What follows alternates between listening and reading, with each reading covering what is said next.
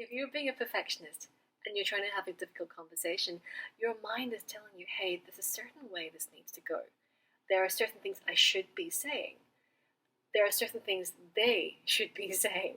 There are two kinds of perfectionists. One is I should be perfect. The second kind of perfectionist is I should be perfect and they should be perfect. Why aren't they perfect? Damn it. So being a perfectionist and having a difficult conversation is baggage. It's really unnecessary baggage because you're sitting there, you're talking to them, you're saying, you're not saying the right things. You're not responding in the way you should be responding. Or the other kind of perfectionist says, I should be saying certain things. It's not working. They're not responding the way they should be responding. I must not be saying the right thing. And it's a huge burden. What if you were to let go of that expectation? What if you were to let go of those standards? What if you were to let go of being a perfectionist as you're having a difficult conversation? There's something here about focusing on connecting rather than things should happen a certain way. So as I'm talking about this, I'm kind of a little bit embarrassed because I just had this conversation with my partner the other day because I can tend to focus on getting things done at the cost of relating, at the cost of actually connecting with him. So, and here I am talking to you about this, and yes, focusing on connecting rather than getting things done. It's a trap that we fall into. We're having a difficult conversation with someone. We might be managing the performance or, asking for something that they're not forthcoming with. And yes, it's true. It is a work conversation. Yes, there is an agenda. But let's play this out.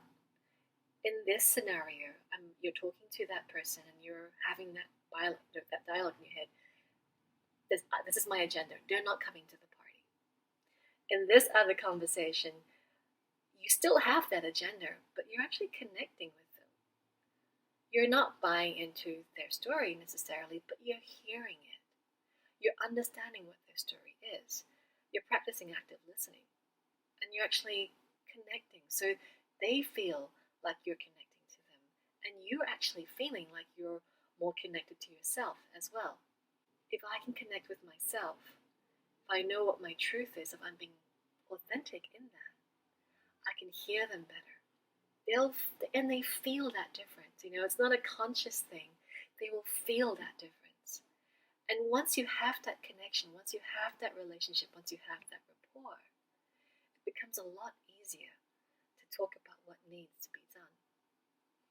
I'm not saying that this is going to work in all situations because, yes, there are difficult personalities out there and there are situations where people aren't going to see it the way you see it or the way that average person might see it. And that's okay too. It's also about knowing when to say, okay, there's nothing more I can do here.